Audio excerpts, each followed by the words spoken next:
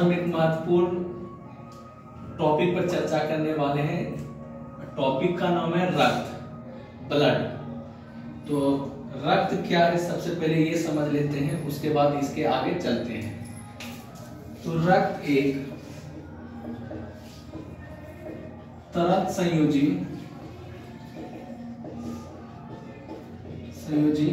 ऊतक है। पहला सवाल तो यही बन जाता है, रक्त क्या है? तो रक्त एक प्रकार का तरल संयोजी ऊतक है, यानी रक्त एक ऊतक है। ऊतक किसको कहते हैं? तो group of cell is called tissue, यानी कोशिका के समूह को ऊतक कहते हैं। इसके बाद देखिए रक्त का घटक, इसके बाद है रक्त का घटक। रक्त से सिर्फ वही क्वेश्चन बनता है कि रक्त क्या है, तो एक प्रकार का ऊतक है। अब महत्वपूर्ण जो चर्चा है आज हमारा रक्त के घटक पर। तो रक्त के दो घटक होते हैं, रक्त के दो घटक होते हैं।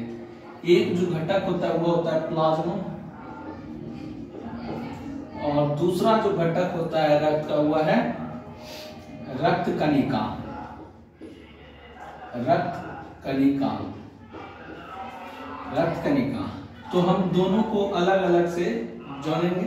रक्त कणिका के तीन पार्ट होते हैं, रक्त कणिका के तीन पार्ट होते हैं, आरबीसी, डब्ल्यूबीसी, तीसरा होता है प्लेटलेट्स। तीसरा होता है प्लेटलेट्स। आरबीसी, डब्ल्यूबीसी, प्लेटलेट्स, ये रक्त कणिका के प्रकार हैं, और इन तीनों को सम्मिलित रूप से संगठित पदार्थ बोलते हैं। संगठित पदार्थ।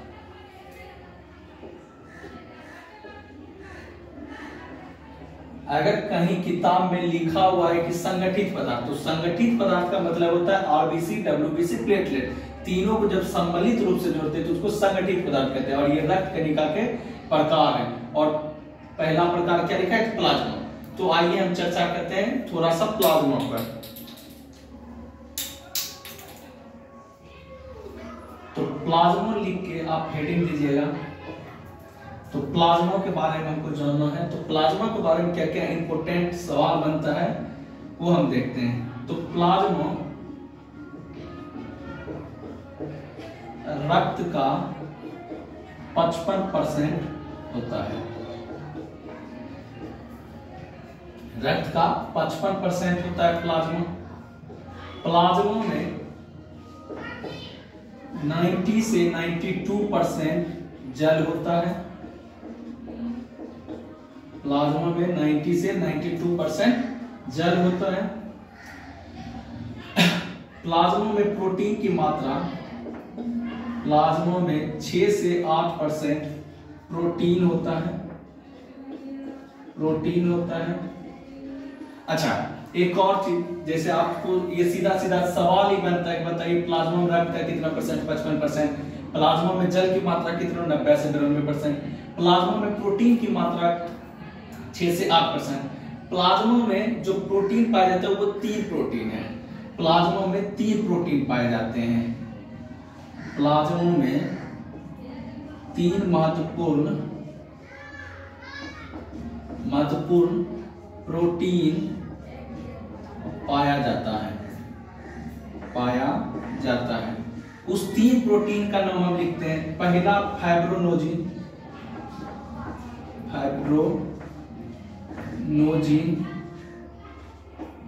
दूसरा होता है एल्बुमिन। दूसरा क्या होता है? एल्बुमिन। यानी देखिए ये जो 6 से 8% प्रोटीन होता है ना, ये 3 प्रोटीन पाया जाता है। 6 से 8% जो प्रोटीन पाया जाता है उसमें जो ये 3 प्रोटीन अभी लिखेंगे वही 3 प्रोटीन पाया जाता है। और तीसरा प्रोटीन होता है ग्लोबुमिन। तीसरा प्रोटीन होता है ग्लोबुमिन। यही 3 प्रोटीन पाया जाता है। जो ये जो 6 से 8% लिखा हुआ है कि प्लाज्मा में जो प्रोटीन पाया जाता है 6 से 8%, यही 3 प्रोटीन पाया जाता है। अच्छा, इसका कुछ कार्य भी है कि आखिर ये कार्य क्या है? कार्य क्या है इस प्रोटीन? तो फाइब्रोनोजिन आप पढ़े होंगे, रक्त को थक्का बनाने में मदद करता है। रक्त को थक्का बनाने में सहायक, बनाने में सहायक। देखिए फाइब्रोनोजिन रक्त को थक्का बनाने में सहायक होता है। और आप कोई फैक्ट वाला बुक देखिएगा तो उसमें लिखा रहेगा कि रक्त में 2 प्रोटीन पाए जाते हैं, फाइब्रोनोजिन जो रक्त को थक्का बनाने में सहायक होता है, एक हिपेरिन होता है जो रक्त को थक्का बनाने से रोकता है। तो ये फाइब्रोनोजिन जो रक्त को थक्का बनाने में सहायक होता है, आखिर ये है किसका भाग? तो फाइब्रोनोजिन किसका भाग है? तो वो प्लाज्मा के अंदर प्रोटीन पाया जाता है, तो फाइब्रोनोजिन प्लाज्मा का भाग है। दूसरा है एल्बुमिन। एल्बुमिन क्या करता है कि ये शरीर को संतुलन बना के रखता है। एल्बुमिन शरीर को संतुलन बना के रखता है, संतुलन बनाने में सहायक, बनाने में सहायक होता है। तीसरा जो होता है ग्लूकोमीन। तो ग्लूकोमीन जो होता है ये हमारे शरीर में प्रतिरक्षा तंत्र विकसित करता है। हमारे शरीर में रक्षा तंत्र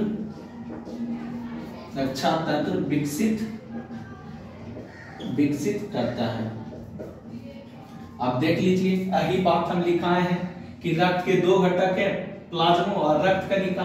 प्लाज्मा रक्त का 55% होता है, प्लाज्मा 90 से 92%। प्लाज्मा में जल होता है, प्लाज्मा में 90 से 92% जल होता है, प्लाज्मा में 6 से 8% प्रोटीन होता है। और ये 3 महत्वपूर्ण प्रोटीन आप नाम याद रखिएगा कि फाइब्रोनोजिन, एल्बुमिन, ग्लोबोमिन, ये तीनों प्रोटीन जो है किसमें पाया जाता है? तो प्लाज्मा में पाया जाता है। फाइब्रोनोजिन का कार्य रक्त को थक्का बनाने में मदद करता है, एल्बुमिन शरीर को संतुलन बनाने में सहायक होता है, ग्लूकोमीन हमारे शरीर में रक्षा तंत्र विकसित करता है। ये है प्लाज्मा। अच्छा एक और चीज प्लाज्मा के बारे में, ये रक्त को थक्का बनाने में मदद करता है। प्लाज्मा रक्त को थक्का बनाने में सहायक है। अगर मान लीजिए आपको ये पता है कि मान लीजिए प्लाज्मा तो रक्त को थक्का बनाने में, प्लेटलेट्स भी और विटामिन के भी रक्त को थक्का बनाने में सहायक होता है, जो हम आगे लिखाएंगे।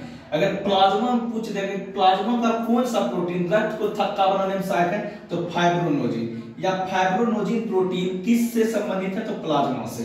इतना डीप में भी आंसर आप बना लीजिएगा। उसके बाद प्लाज्मा से अगर प्रोटीन निकाल दिया जाता है, प्लाज्मा से प्रोटीन निकाल दिया जाता है, प्रोटीन निकाल दिए जाने पर बचा हुआ प्लाज्मा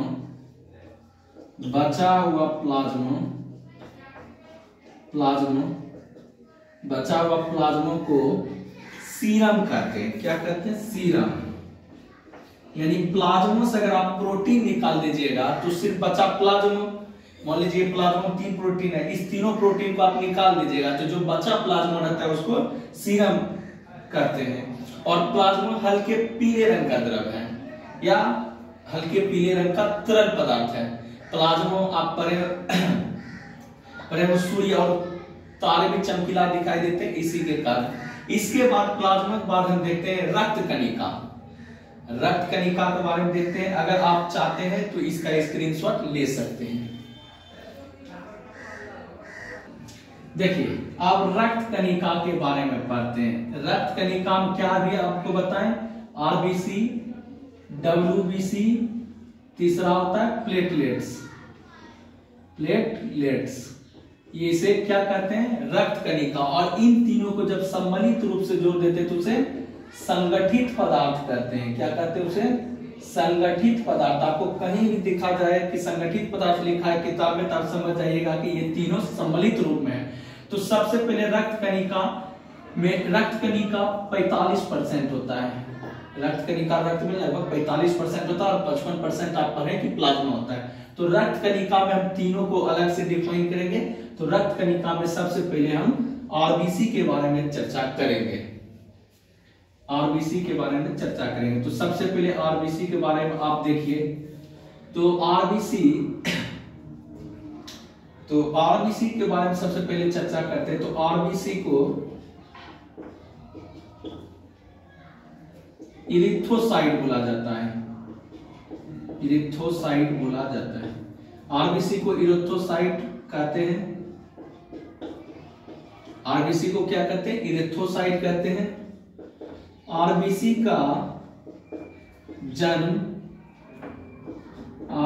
का जन्म बोन मैरो, जिसको आप हिंदी में अस्थि मज्जा कहते हैं, अस्थि मज्जा में होता है,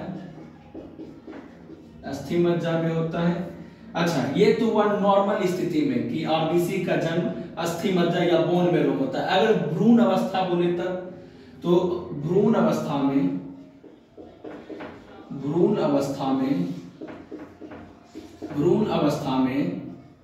आरबीसी का जन्म यकृत और तिल्ली में, जिसे आप प्लीहा भी बोलते हैं, इंग्लिश में स्प्लीन भी बोलते हैं, उसी को प्लीहा या तिल्ली या इंग्लिश में स्प्लीन कहा जाता है, यकृत और तिल्ली में होता है। आप देख लीजिए। इसके बाद आप देख लीजिए, आरबीसी में केंद्रक नहीं पाया जाता है। आरबीसी में केंद्रक नहीं पाया जाता है, केंद्रक नहीं पाया जाता है। लेकिन ऊंट और लामा दो ऐसे अपवाद है जिसमें केंद्रक पाया जाता है। लेकिन ऊंट और लामा इसका अपवाद है, इसका अपवाद है। ठीक, यानी जो भी स्तनधारी जीव है उसमें आरबीसी में केंद्रक नहीं पाया जाता, लेकिन ऊंट और लामा ऐसे अपवाद है जिसमें केंद्रक पाए जाते हैं। इसके बाद देखिए, रक्त में आरबीसी की संख्या, रक्त में आरबीसी की संख्या 5 से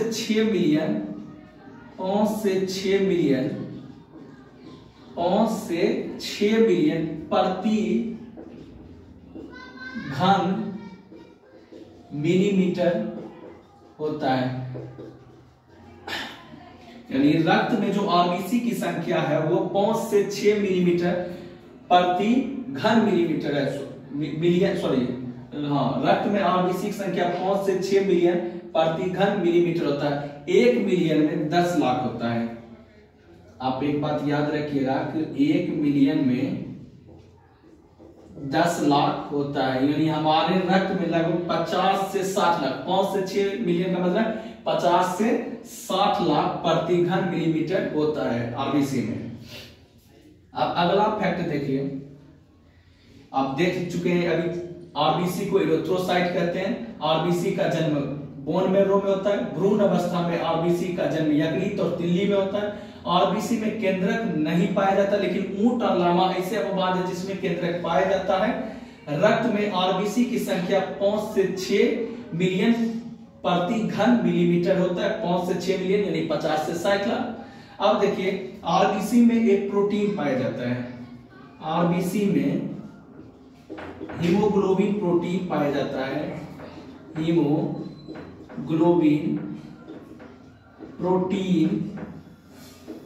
प्रोटीन पाया जाता है, जिसके कारण रक्त लाल दिखाई देता है।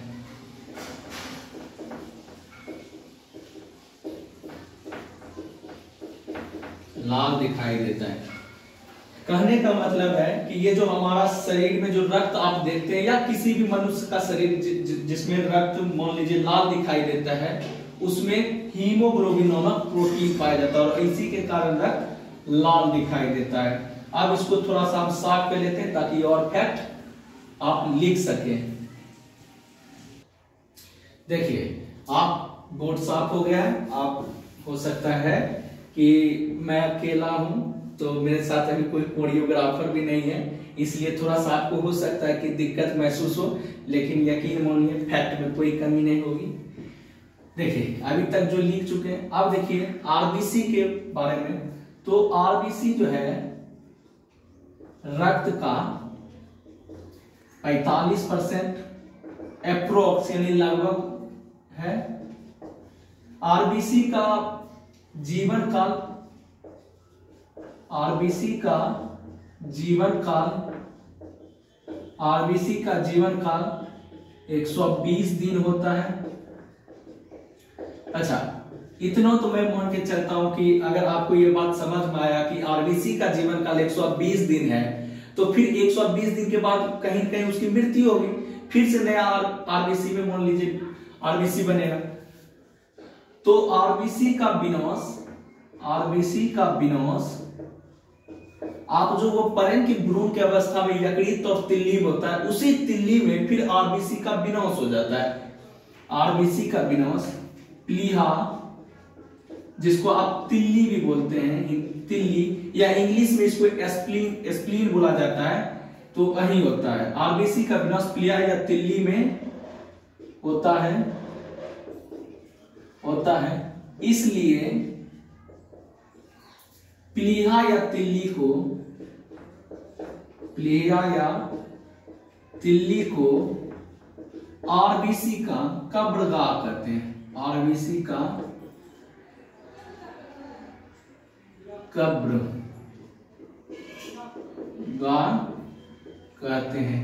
या सीधा सीधा पूछ सकता है, बताइए आरबीसी का कब्रिस्तान कौन है या आरबीसी का कब्रगाह कौन है? तो आरबीसी का कब्रगाह किसे बोला जाता है? प्लीहा या तिल्ली को, इंग्लिश में स्प्लीन को। ठीक, अब देखिए आरबीसी का आकार, आरबीसी का आकार, तो आरबीसी का आकार बाइकॉन्वेक, बाइकॉन्वेक या हिंदी में उसको उभयाव तल बोला जाता है, उभयाव तल होता है। तो पूछेगा कि बताइए आरबीसी का आकार कैसा होता है, क्या बोलिएगा? उभयाव तल। आरबीसी का आकार कैसा होता है? उभयाव तल। आरबीसी का विनाश में होता है प्लीहा या तिल्ली में। अब प्लीहा और तिल्ली को आरबीसी का कब्रिस्तान बोला जाता है। आरबीसी का जीवन काल 120 दिन होता है। आरबीसी रक्त का 45% होता है। कुछ और मेजर फैक्टर जो मैं आपको इसमें देने वाला हूं। आरबीसी का मुख्य कार्य क्या है? आरबीसी का मुख्य कार्य क्या है? तो आरबीसी का मुख्य कार्य O2 यानी ऑक्सीजन,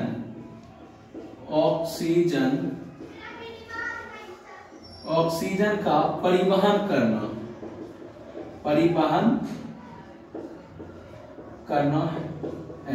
यानी आरबीसी का मुख्य कार्य क्या है? तो आरबीसी का मुख्य कार्य O2 का परिवहन करना है। आरबीसी में फिर देखिए आरबीसी में किस प्रकार का शोषण होगा? आप अगर ये समझते हैं कि आरबीसी में ऑक्सीजन का परिवहन होता है, तो ऑक्सीजन के साथ साथ कार्बन डाइऑक्साइड का भी परिवहन होता है। क्योंकि आप वो हार्ट में पढ़ेंगे धमनी और शिरा के बारे में कि धमनी शुद्ध खून को लेके जाता है, शिरा अशुद्ध को फिर धमनी के पास लेके हार्ट के पास पंप कर दिया जाता है, फिर उसे O2 में उपस्थित करके शुद्ध बनाया जाता है। तो वो आप अलग चैप्टर में पढ़िएगा, इसी से हालांकि रिलेटेड है, लेकिन हमको लंबा वीडियो अभी इसमें नहीं बनाना है क्योंकि मेरे पास अभी उतना संसाधन ही नहीं है। जितना पूर्ण मैं बना रहा हूँ, कोशिश करूंगा कि मैं धीरे धीरे और लंबा क्लास लाऊं। तो आप देखिएगा तो फिर उसमें पता चलेगा कि आखिर ये फैक्ट क्यों लिखा गया। तो आरबीसी में ओनॉक्सी शोषण होता है, ओनॉक्सी शोषण होता है। आप पढ़े होंगे कि शोषण दो प्रकार का होता है, बाह्य या ऑक्सी शोषण, दूसरा अबाह्य या अनॉक्सी शोषण। बाह्य शोषण जिसमें O2 की अधिक मात्रा रहेगी यानी ऑक्सीजन की, और बाह्य शोषण उसको बोलेंगे जिसमें CO2 की मात्रा अधिक होगी। तो आरबीसी में अनॉक्सी शोषण होता है। अच्छा, दो और मेजर फैक्ट जो आपको अदर किताब में कम देखने के लिए मिलेगा, या मेरा मानना यह है कि लगभग वो नहीं देखा जाता, वो फैक्ट मैंने कई किताब देखा है, लेकिन फिर भी आरबीसी का बनना और आरबीसी का बढ़ना। तो आरबीसी का बनना क्या कहलाता है? आरबीसी का बनना और आरबीसी का बढ़ना, आरबीसी का बनना और आरबीसी का बढ़ना क्या कहलाता है? तो आरबीसी का बनना आरबीसी का बनना इरेथ्रोपोएसिस कहलाता है। आरबीसी का बनना क्या कहलाता है? इरेथ्रोपोएसिस। यानी जब रक्त में आरबीसी बनता है, रक्त में जब आरबीसी बनना स्टार्ट हो जाता है तो उसे क्या बोला जाता है? इरेथ्रोपोएसिस बोला जाता है। और आरबीसी का बढ़ना, आरबीसी का जो बढ़ना कहलाता है वो पॉलीसाइथीमिया कहलाता है। आरबीसी का बढ़ना क्या कहलाता है? पॉलीसाइथीमिया कहलाता है। ठीक, तो आप ये इस फैक्ट पर ध्यान दीजिएगा। यानी कहने का मतलब जब रक्त में अगर आरबीसी बन रहा है तो उस टाइम उसको क्या बोलते हैं? तो इरेथ्रोपोएसिस कहते हैं। इरेथ्रोपोएसिस कहते हैं। रक्त में जब आरबीसी बन रहा है तो उस टाइम उसको क्या बोला जाता है? इरेथ्रोपोएसिस। अगर मान लीजिए आरबीसी का बढ़ना क्या कहलाता है? पॉलीसाइथीमिया। आरबीसी का बढ़ना क्या बोला जाता है? पॉलीसाइथीमिया कहलाता है। अच्छा, ये फैक्ट आप समझे? जैसे आरबीसी का बढ़ना पॉलीसाइथीमिया कहलाता है। कहने का मतलब आपके ब्लड में यानी रक्त में जब आरबीसी की मात्रा अत्यधिक बढ़ने लगे तो उस स्टेज में उसको पॉलीसाइथीमिया कहा जाता है। आप पढ़ेंगे कि डब्ल्यूबीसी में जब रक्त में डब्ल्यूबीसी की मात्रा अधिक हो जाती है तो उसे ल्यूकेमिया बोलते हैं, जो एक प्रकार का ब्लड कैंसर है। आरबीसी में उसी तरह अगर रक्त में आरबीसी की मात्रा अधिक हो जाएगा तो उसे पॉलीसाइथीमिया कहलाता है। और आरबीसी जब रक्त में बनता है तो उस समय उसे इरेथ्रोपोएसिस कहते हैं। आरबीसी में अनऑक्सी शोषण होता है। आरबीसी का मुख्य काम क्या है? आरबीसी का तो ऑक्सीजन का परिवहन करना। आरबीसी का कार्य उभयतल होता है।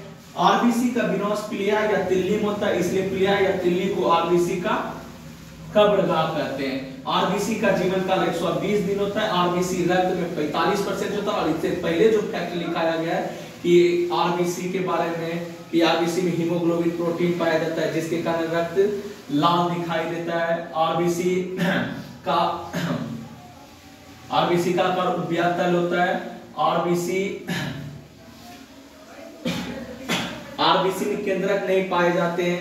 ऊंट और लामा ऐसे अपवाद है जिसमें केंद्रक पाए जाते हैं। इसका जन्म बोन मैरो में होता है। आरबीसी का जन्म कहाँ होता है? बोन मैरो में। लेकिन भ्रूण अवस्था में आरबीसी की जन्म कहाँ होता है? तो प्लीहा और यकृत में होता है। और फाइनली लास्ट में प्लीहा में आरबीसी का मृत्यु भी हो जाता है। इसलिए आरबीसी के कब्रगाह कौन होता है? तो प्लीहा या तिल्ली, जिसको इंग्लिश में आप एक्सप्लेन, तो आप स्क्रीनशॉट इसका ले सकते हैं। मेरा दावा है कि अगर आरबीसी से कहीं सवाल आएगा तो इससे ज्यादा बार फैक्ट नहीं जा सकता, क्योंकि मैंने कम से कम 12-13 फैक्ट आपको आरबीसी के बारे में अभी तक लिखा चुका हूं, पीछे भी और आगे भी। आरबीसी के बारे में आपने मेजर फैक्ट देख लिया है। मैं उम्मीद करता हूं कि आप पहले से भी कुछ पढ़े होंगे और जो मेरे नए फैक्ट आप देखे होंगे या आप पहले से भी जानते होंगे। तो मेरा तो काम है, अभी मैं स्टार्ट किया हूं पढ़ाना, तो मैं लंबी क्लास नहीं ले सकता। अब बचा डब्ल्यूबीसी और प्लेटलेट्स, तो मैं नेक्स्ट वीडियो में उनके बारे में डालता हूं। धन्यवाद, इसे नोट करें।